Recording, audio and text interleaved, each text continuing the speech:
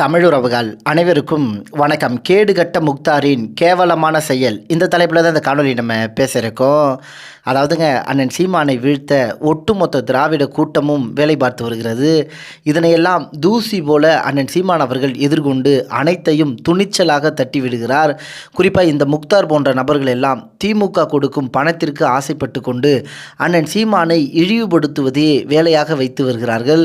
குறிப்பாக இன்று இந்த முக்தார் தனது எக்ஸ்தலத்தில் ஒரு செய்தி பதிவு பண்ணியிருக்காருங்க. அதில் என்ன சொல்லியிருக்காருன்னா, வந்துட்டேன்னு சொல்லு, திரும்ப விஜயலட்சுமியை கூப்பிட்டு வந்துட்டேன்னு சொல்லுன்னு விஜயலட்சுமியோட இருக்கக்கூடிய புகைப்படத்தை இணைத்து பதிவு பண்ணியிருந்தாருங்க. முக்தாரின் இந்த இழிவான வேலைக்கு சமூக வலைதளத்தில் பலரும் பதிலடி கொடுத்து வருகிறார்கள்.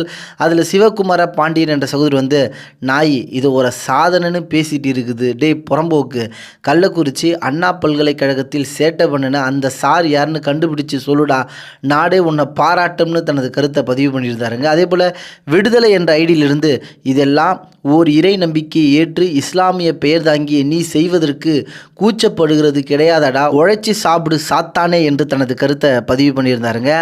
ஆளுகின்ற கட்சியால் மக்கள் ஒவ்வொரு நாளும் உரிமைகளை இழந்து தவித்து வருகிறார்கள்.